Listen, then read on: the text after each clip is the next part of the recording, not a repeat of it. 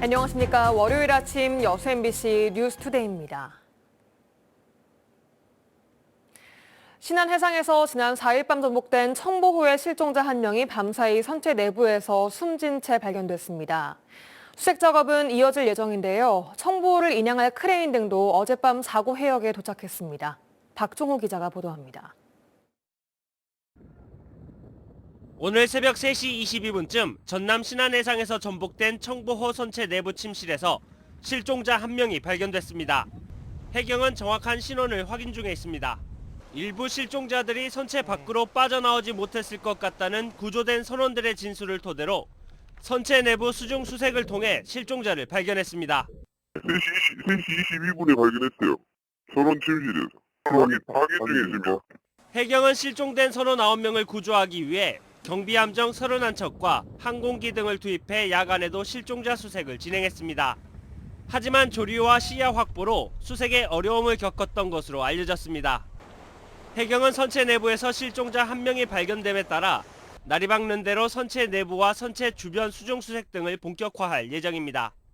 한편 청보호를 인양할 200톤급 크레인선이 어젯밤 8시 30분쯤 사고 해역에 도착했습니다. 해경은 선박 인양에 2, 3일 정도 걸릴 것으로 예상하고 있습니다. MBC 뉴스 박종호입니다.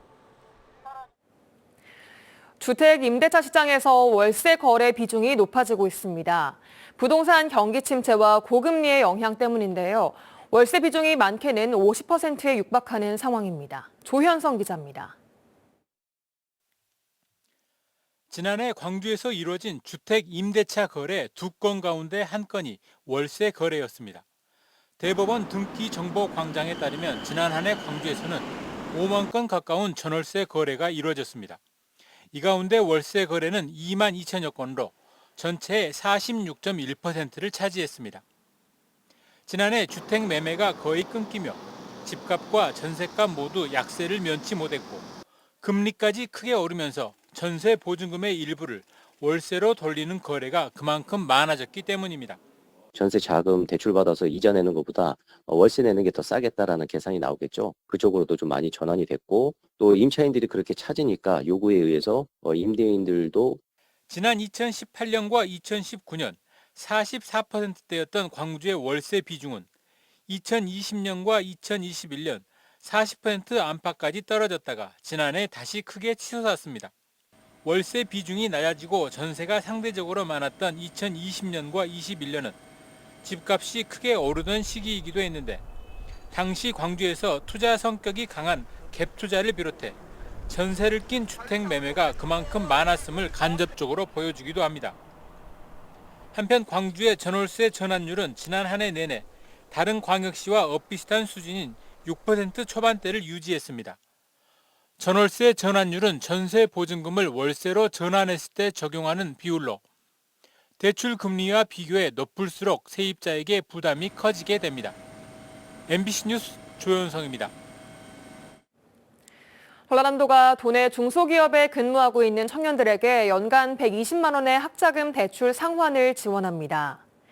지원 대상은 전남에 주소를 두고 한국장학재단 학자금 대출을 상환하고 있는 만 19세 이상 39세 이하 청년들로 지난해 지원을 받은 경우에도 신청할 수 있습니다. 전남도는 오는 4월 6일까지 신청을 받은 뒤 대상자 100명을 선정할 계획입니다. 지난해 12월 제정된 전남도 원자폭탄 피해자 지원 조례에 따라 지자체가 원자폭탄 피폭 피해자 1세대에 대한 생활 지원을 올해부터 추진합니다. 전라남도는 대한적십자사에 등록되고 전남에 주소지를 둔 9명의 피폭 피해자에게 매달 5만 원씩 연간 60만 원의 생활 지원 수당을 지원하기로 했습니다. 찬바람이 부는 요즘 생각나는 음식이 있죠. 바로 겨울철 별미로 꼽히는 새조개인데요.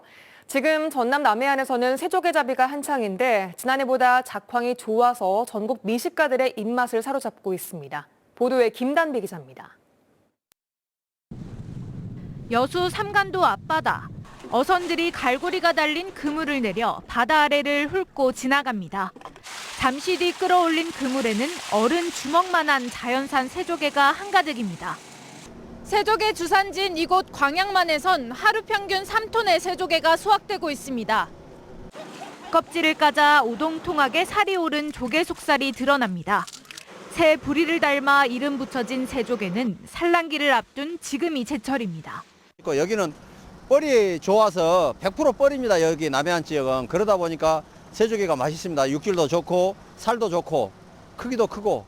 전국에서 판매되는 새조개의 절반은 전남에서 잡아올린 겁니다. 2017년에만 600톤 이상이 잡히며 정점을 찍은 이후 오르락내리락을 반복하고 있습니다. 해수온 등 자연환경의 영향을 많이 받는 탓에 서식 면적을 파악하기 힘들고 생산량 예측도 어렵기 때문입니다. 기후변화에 의한 강수량 변화, 퇴적물 조성 변화 등 서식화적 환경변화 요인이 다양하게 영향을 미칩니다.